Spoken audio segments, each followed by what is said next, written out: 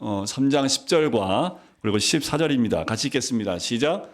이러므로 하나님의 자녀들과 마귀의 자녀들이 드러나나니 무릇 의를 행하지 아니하는 자나 또는 그 형제를 사랑하지 아니하는 자는 하나님께 속하지 아니하니라.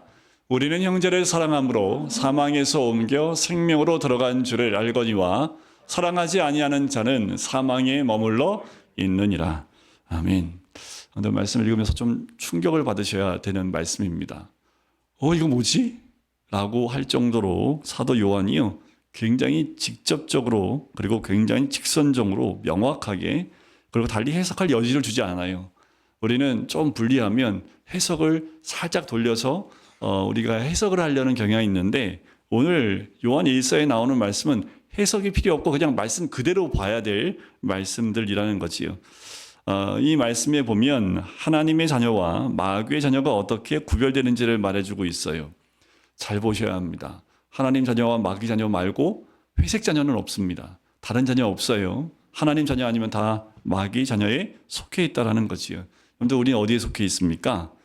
이 문제에 관해서 본론 10절은 하나님의 자녀는 의를 행하지 않을 수 없고요, 형제를 사랑하지 않을 수 없다고 설명을 해요. 이 두 가지는 하나님의 자녀의 특징입니다. 뭐라고요? 의를 행하지 않을 수 없고, 두 번째, 형제를 사랑하지 않을 수 없다. 둘 중에 하나라도 못하면 우리는 누구 자녀라? 네, 여러분들 네, 고백에 맡기도록 하겠습니다. 오늘 우리가 특별히 주목할 주제는요, 형제 사랑에 대한 14절에서 다시 한번 반복되고 있는데요. 우리는 형제를 사랑함으로 사망에서 옮겨 생명으로 들어간 줄을 알거니와 사랑하지 아니하는 자는 사망에 머물러 있느니라. 이 말씀이 충격적인 이유가 있습니다. 본문은 우리가 믿음으로 사망에서 옮겨 생명으로 들어갔다고 말하지 않고요, 대신에 형제를 사랑함으로 사망에서 옮겨 생명으로 들어갔다라고 말씀을 해요. 그리고 형제를 사랑하지 아니하는 자는 사망에 머물러 있다라고 말씀을 합니다. 그런데 우리는 어디에 머물러 있습니까? 이 14절 말씀이 참 무서운 말씀입니다. 이 말씀을 우리는 어떻게 이해해야 될까라는 거예요. 우리가 이제껏 알고 있는 것은 이신칭입니다. 믿음으로 구원을 받아요. 그런데 오늘 14절의 말씀을 보면 형제를 사랑하지 않는 자는 구원받지 못한 것처럼 적혀져 있다라는 거죠. 우리가 이것을 어떻게 해석을 해야 될지. 그렇죠. 이 말씀은요, 이신칭의를 부인하는 것이 아닙니다. 하나님께서 우리를 의롭다 하시는 그 믿음은 사랑과 본질적인 관계를 가진다는 것으로 이해할 수 있어요. 이것이 형제 사랑으로 구원을 받는다는 말을 해석하는 기초입니다. 믿음은 사랑과 떨어질 수 없다라는 거예요. 그래서 사도 요한이 형제의 사랑을 강조하며 이야기하는 것 자체가 우리가 믿음으로 구원받는 것을 도외시하고 사랑을 더 강조한다라고 이해하시는 것보다, 우리가 믿음으로 구원을 받았다면 그 믿음과 함께 사랑은 당연히 함께 오는 것이다 라고 이해하면 되겠습니다. 우리가 이 말이 어떤 의미인지를 이제 요한 1서의 말씀을 보면서 살펴볼 텐데요. 이 문맥의 흐름 속에서 몇몇 중요한 구절들을 추적해 보면서 좀 더 자세하게 보려고 합니다. 먼저 본문 뒤에 나오는 3장 16절이에요. 16절 말씀 한번 보실까요? 그가 우리를 위하여 목숨을 버리셨으니 우리가 이로써 사랑을 알고 우리도 형제들을 위하여 목숨을 버리는 것이 마땅하니라. 자, 이 말씀은 복음 안에 나타난 그리스도의 사랑이 형제 사랑의 원천이라고 얘기를 해요.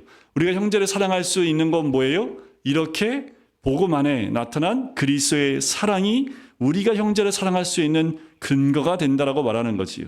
복음을 깨닫고 복음 안에 나타난 그리스도의 사랑을 경험한 사람은 형제를 위해서 목숨을 줄 수 있다라고 말을 합니다. 여러분들, 혹여나 부모가 자녀를 위해서 목숨을 버리는 경우는 우리가 봤습니다. 때로는 형제지간에 동생이나 형을 구하기 위해서 자기 목숨을 내어 던지는 이런 얘기는 때때로 들을 수 있습니다. 그런데 여기서는 그리스도인이 그리스도인을 위해서 죽을 수 있다. 복음이 그렇게 만든다라고 말하는 것이에요. 좀 더 나가보도록 할까요? 3장 18절과 19절입니다. 자녀들아, 우리가 말과 혀로만 뭐 하지 말고요? 말과 혀로만 하지 말고요. 뭘로 하라고요? 행함과 진실함으로 하자. 이로써 우리가 진리에 속한 줄을 알고 또 우리 마음을 주 앞에서 굳세게 하리니. 여기서는 형제 사랑을 실천하는 것이 구원을 확증하는 증거라고 얘기를 해요. 우리가 어떻게 구원받은지 확신할 수 있어요? 뭘로 알 수 있다고요? 형제를 사랑하는 것을 보이는 것으로. 우리가 진리에 속한 줄 알고 라는 그 말은 우리가 하나님께 속한 자요, 구원받은 자라는 말입니다. 자, 이제 3장 23절을 또 볼까요? 그의 계명은 이것이니 곧 그 아들 예수 그리스도의 이름을 믿고 그가 우리에게 주신 계명대로 서로 사랑할 것이니라. 자, 사도 요한은 계속해서 하나님께 속한 자는 계명을 지킨다라고 말해 왔습니다. 이것은 3장 10절에서 의를 행한다라는 말씀과 관계가 있어요.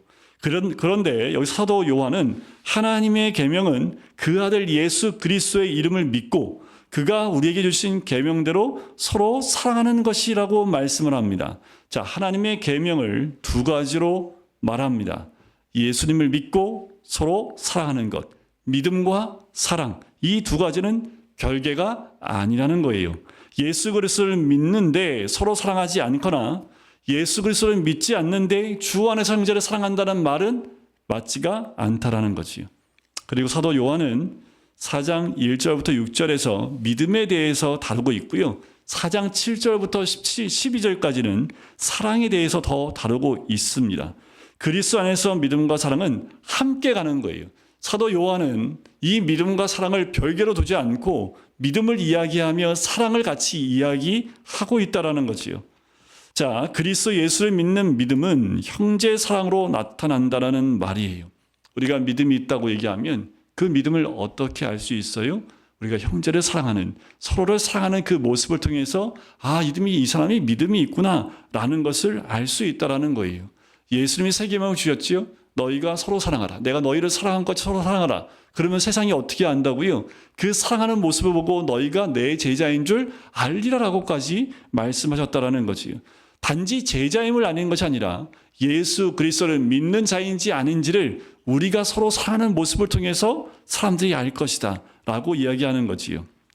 자, 3장 24절에 보면 이렇게 나와요. 그의 계명을 지키는 자는 어디에 거해요? 주 안에 거하고 주는 그의 안에 거하시나니. 뭘 하면요? 계명을 지키면. 자, 우리에게 주신 성령으로 말미암아 그가 우리 안에 거하시는 줄을 우리가 아느니라.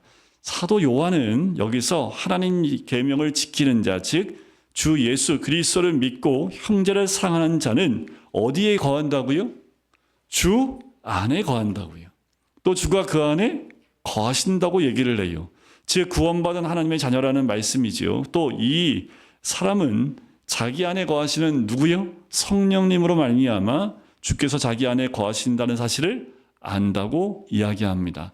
여러분, 성령님을 통해서 우리 안에 누가 계시다는 걸 알 수 있어요? 주께서 계시다는 것을 알 수 있다는 거예요. 이것은 그리스도인의 확신을 말하는 거지요. 그리스도인은 주 예수님을 믿고 형제를 사랑하는 삶 속에서 점증하는 확신을 성령으로 말미암아 경험하게 된다는 거예요. 그런데 우리가 구원받는 것, 성령 안에서 확신할 수 있다는 거예요. 그것을 어떻게 해요? 형제 사랑을 통해서 드러낼 수 있다는 거지요. 자, 그 다음 말씀 살펴보면 4장 7절과 8절입니다. 이건 같이 한번 읽어볼게요. 시작. 사랑하는 자들아, 우리가 서로 사랑하자.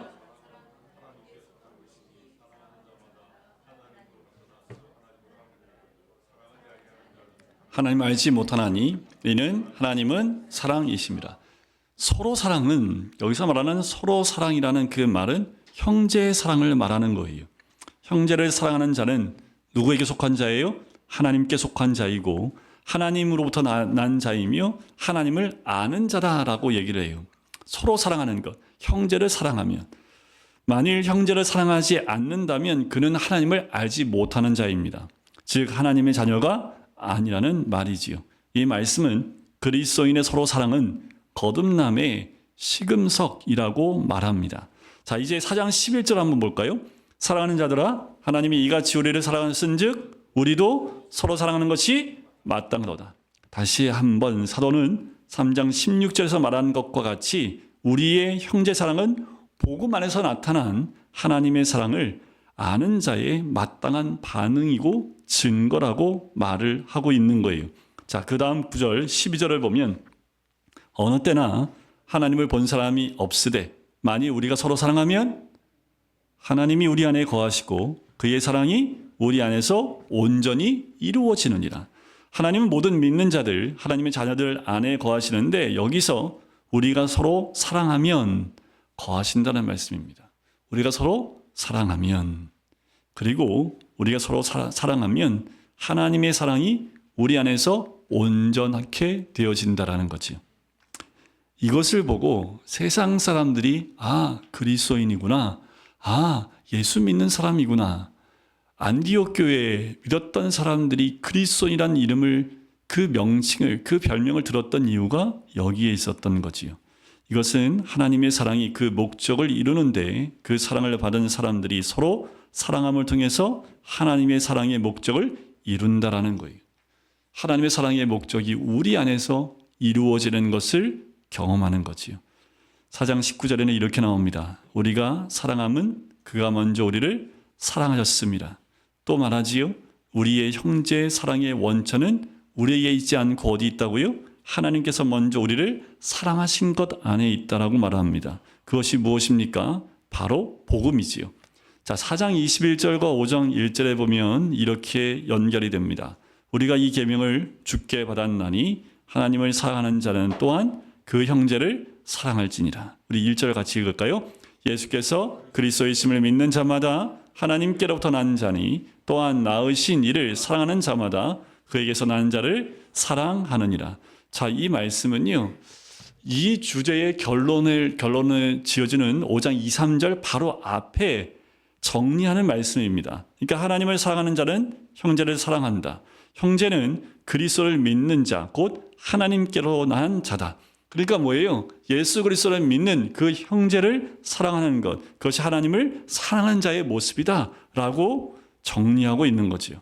서로 사랑의 범위와 대상을 다시 한번 정확하게 알려주고 있는 거예요. 그들은 하나님의 자녀였습니다. 그래서 낳으신 이를 사랑하는 자마다 그에게서 난 자를 사랑한다 라고 하는 거예요. 즉 하나님 아버지를 사랑하는 자는 당연히 자기와 같이 하나님의 자녀들을 사랑한다라는 거지요. 그리고 사도는 이제 이 문제에 대한 결론을 이 5장 2절과 3절에 이렇게 내려요. 이 두 절은 같이 한번 읽겠습니다. 시작. 우리가 하나님을 사랑하고 그의 계명을 지킬 때에 이로써 우리가 하나님의 자녀를 사랑하는 줄을 아느니라. 하나님을 사랑하는 것은 이것이니, 자, 결론이 이것입니다. 하나님을 사랑하는 것, 하나님의 계명을 지키는 것, 하나님의 자녀를 사랑하는 것은 같이 가는 거예요.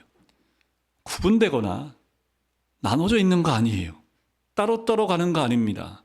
같이 있는 거지요. 이것들은 서로 뗄 수 없는 것이에요. 이것이 요한 1서가 강조하고 있는 중요한 하나의 요점입니다. 매우 분명해요. 모호함이 없는 이 말씀들 중에서 요점을 정리할 필요가 있습니다. 첫째는 서로 사랑이라고 하는 것의 범위와 대상의 문제겠지요.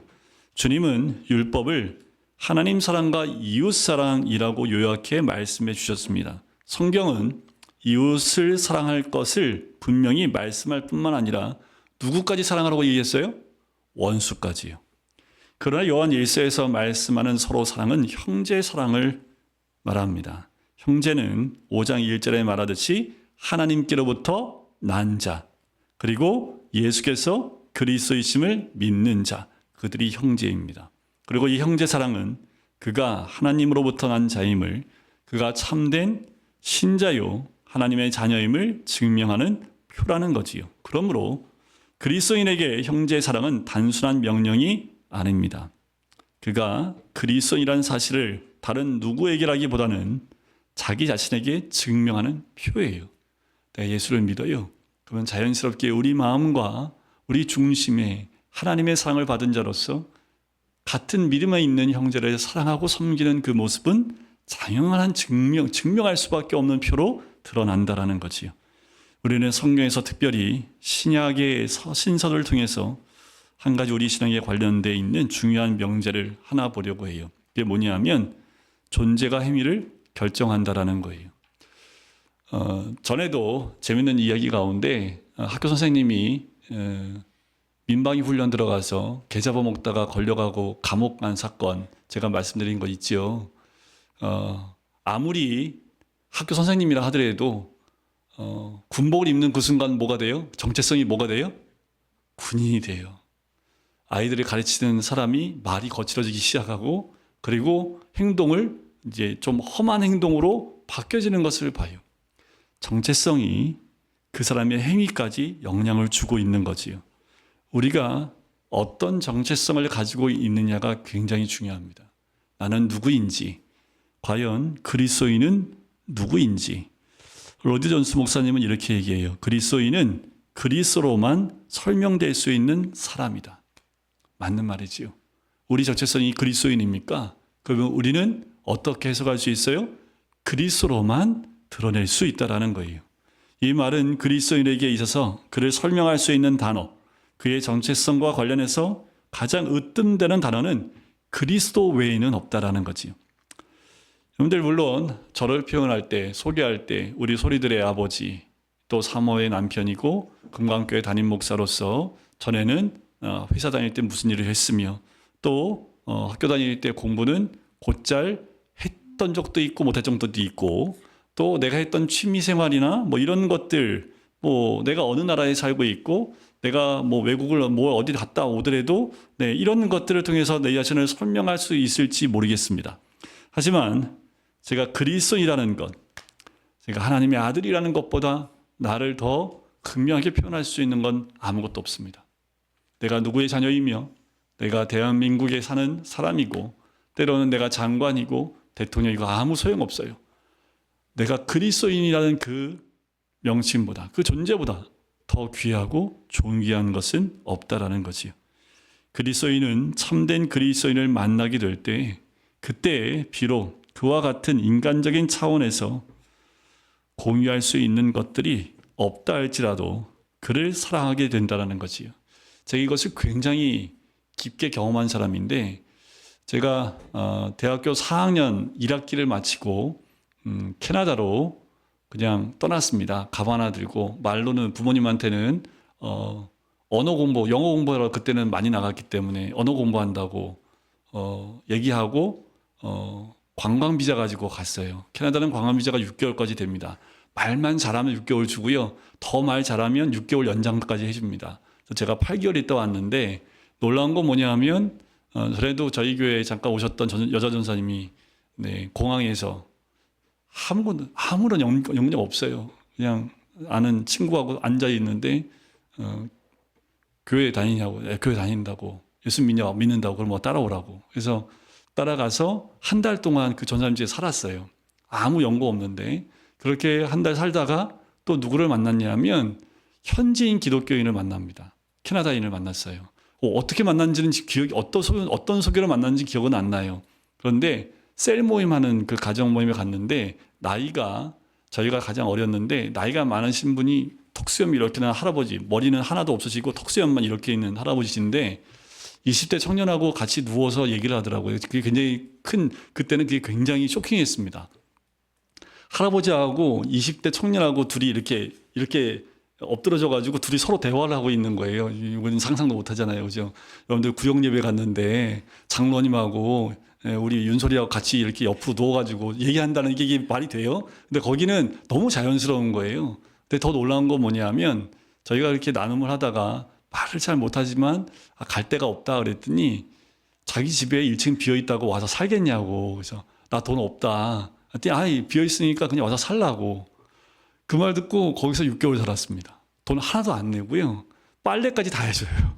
그 친구 어머니가 빨래까지 다 해줘요. 6개월 동안 살면서 돈 한 푼 안 드리고 네 그렇게 살았던. 근데 그 사람들이 저를 그렇게 했던 이유는 뭘까요? 단지 예수 믿는 청년이었습니다. 그런데 한국에서 온 청년들인데 대화를 해보니까 자기가 믿는 주님을 믿는 거 맞아요. 그러니까 딱한 환경 가운데 있는데 내가 도울 수 있는 것들이 있으니까 마음껏 돕더라고요. 셜몬이라는 그 중국계 캐나다인인데 지금도 잊지 못합니다. 그때 그 여전 선생님하고 한번 이렇게 연결시켜 드리려고 저희가 많이 애를 썼는데 결국 안 됐긴 했지만, 그때 그 캐나다에 있는 그분들 때문에요. 그 모임 때문에 요트도 타봤어요. 그 가운데 요트 갖고 계신 분 계셔가지고 요트 타고 밴쿠버에서 별의별 걸 다 경험했던 기억이 납니다. 단지 이유는 딱 뭐예요?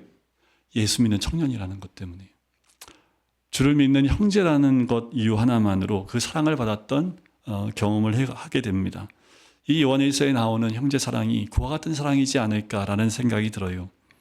우리가 형제를 사랑한다는 것은 그리스도인에게는 매우 본성적이고요, 본질적이고 마땅한 반응입니다. 당연한 거예요. 우리도 해외에서 동남아시아에서 온 어느 청년이 예수 믿는 청년인데 갈 데 없다고 하면 재워줄 사람 너무 많습니다. 이유는 단 한 가지지요. 그리스도를 믿는 본질상 형제이기 때문에 도우려고 사랑하려는 마음이 있다라는 겁니다. 하나님을 모르는 한국 사람보다 오히려 하나님을 경외하고 사랑하는 외국 사람을 보는 것이 더 행복하고 더 사랑스러운 거지요. 제가 작년 초에 라오스에 갔었을 때 정말 라오스에 있는 현지인 한 3, 40명을 데리고 성역 공부를 했어요. 저는 리더들만 모여놓고 한다고 들었는데 할머니도 오고 애들도 오고 정말 가늠이 안 될 한 3, 40명이 모였는데, 제가 한국말을 하면 한쪽에서 라오스 말로 번역을 하고 그걸 다시 몽족어로, 몽족 사람들이었거든요. 몽족어로, 그러니까 두 번에 걸쳐서 번역을 해요. 제가 이렇게 말하는데 이게 3배의 시간이 걸린다고 생각해 보세요. 그럼 제가 성경 공부를 어떻게 시키겠습니까? 근데 거기서 구약을 다 하고 신약 다 하고 왔다니까요. 근데 제가 생각하기에 이 사람들이 이거를 이해할까? 내가 지금 말하는 걸 이 사람이 제대로 번역한 거 맞을까? 또 그거를 받아들여서 이 몽족으로 번역하고 있는 이 사람이 제대로 통역하는 거 맞나? 이 단어가 있을까? 이 생각도 못해요. 너무 시간 짧은 하루 만에 구약 끝내고 반나절 만에 신약을 끝내야 되니까. 근데 놀라운 건 뭐냐면요, 그들 가운데 조는 사람도 있었어요. 근데 그들 가운데 한 3명이 제 눈에 딱 띄더라고요. 눈이 반짝반짝 빛나는데 처음 왔을 때보다 끝날 때 얼굴이 달라져 있는 모습을 제가 확인했습니다. 말은 통하지 않아요.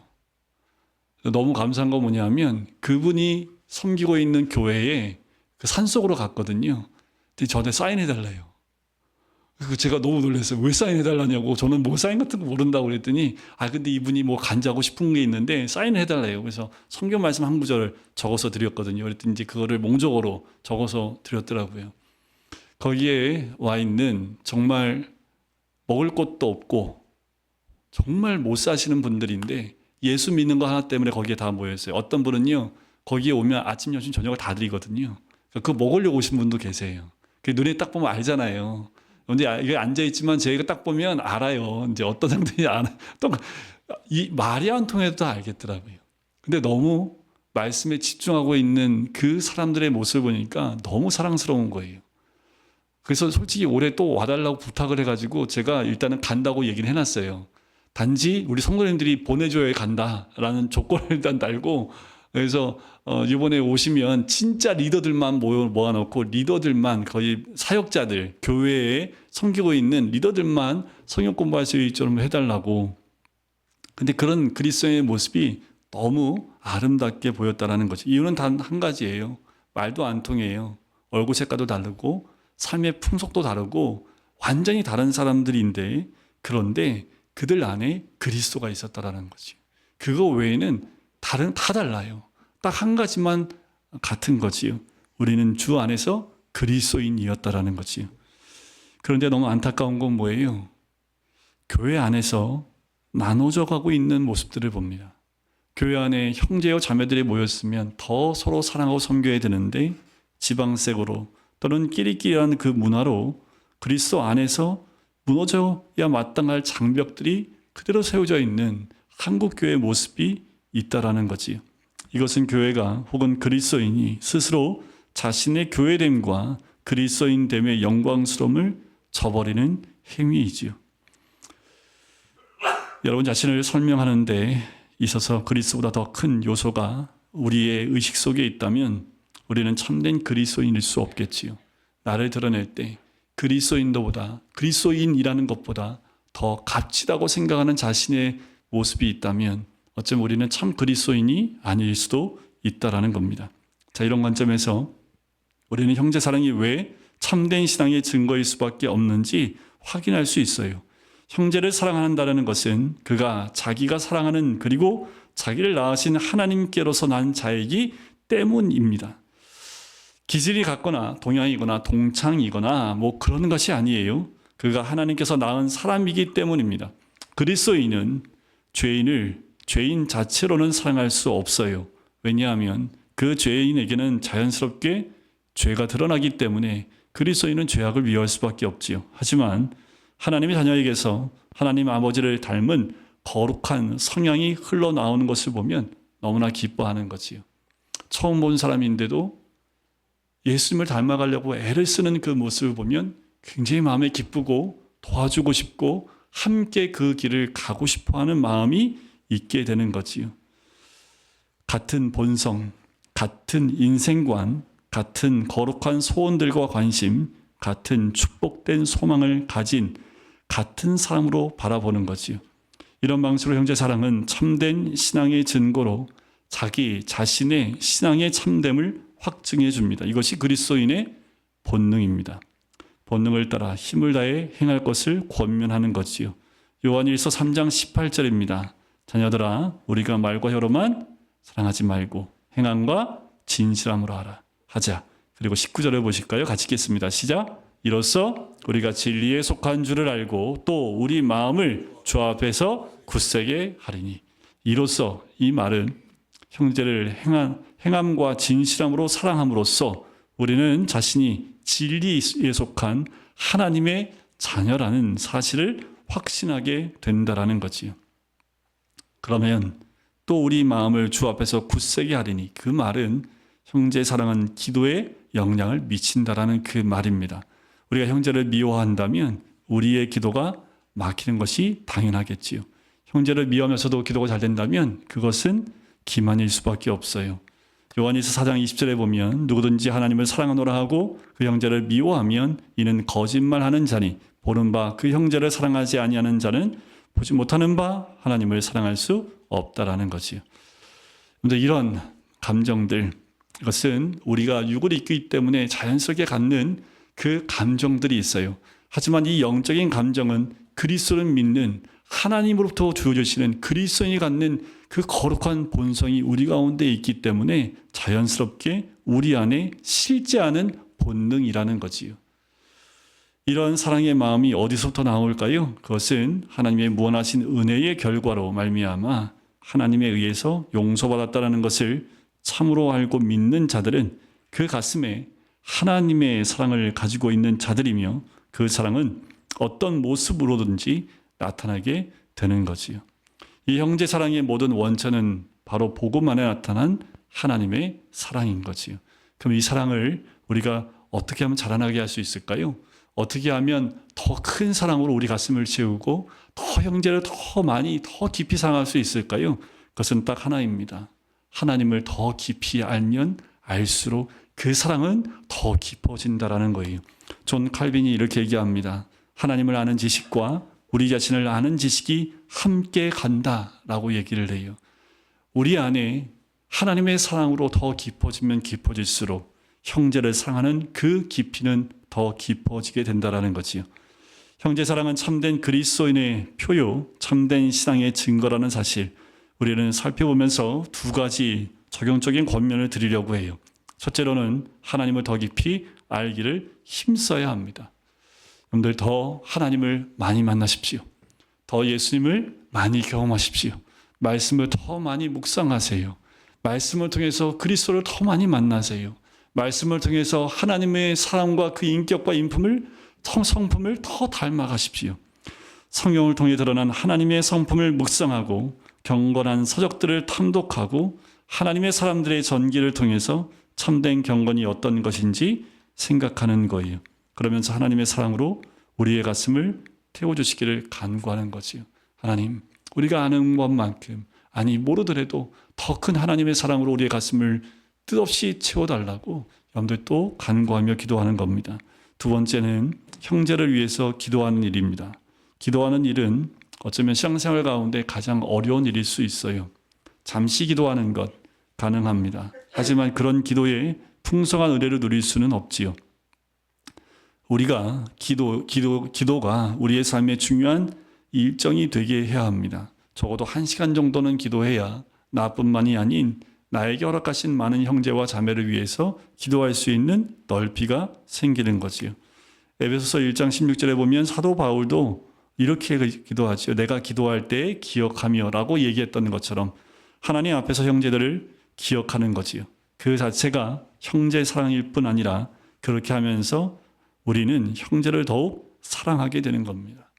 우리가 말로만 하는 사랑이 아니라 기도하며 그의 문제를 끌어안고 함께 눈물을 흘리며 기도할 수 있는 것, 그것이 진정한 사랑의 모습일 수 있습니다. 사랑하는 사람을 생각하게 되지요. 하나님 앞에서 생각하는 겁니다. 이런 사랑이 우리 안에 풍성하게 될 때 우리는 얼마나 복된 공동체가 되겠습니까? 어떻게 그 사람이 기도 속에만 머물러 있겠습니까?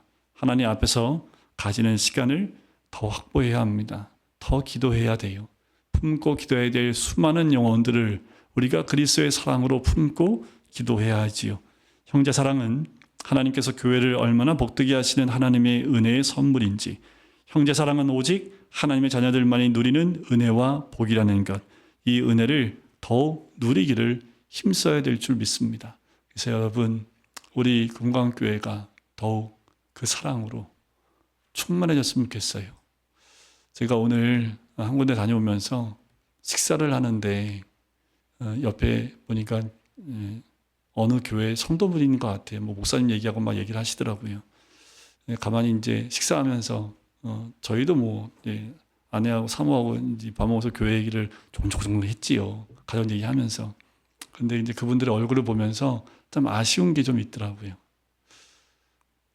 왜 이게 딱 느낌이 이렇게 사랑스럽고 막 풍요롭고 막 나눠주고 싶어하는 그런 얼굴이 아니라 굉장히 깐깐하고 막 따지고 막 그런 것 같은 느낌인 거예요. 얼굴이.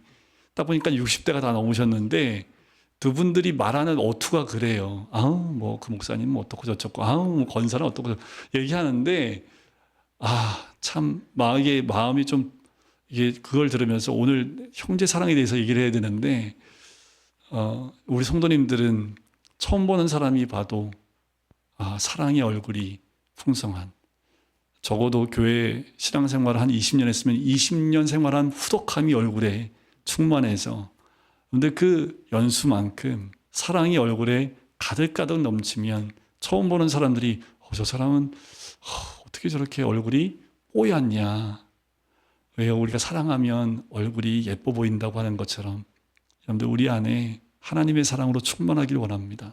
그래서 전에도 말씀드렸지만 영혼의 보톡스는 사랑밖에 없습니다. 그 사랑이 한 번 사랑할 때 여러분들 주름살이 펴집니다. 더 사랑하시고 인상 쓰지 마시고, 인상 쓸 일이 있으면 더 기도해 주시고, 또 주님 안에서 하나님의 사랑을 받은 만큼 또 우리도 형제와 자매를 사랑하는 그 사랑을 나눌 수 있는 우리 모든 성도님 되시기를 주님의 이름으로 간절히 축원드립니다.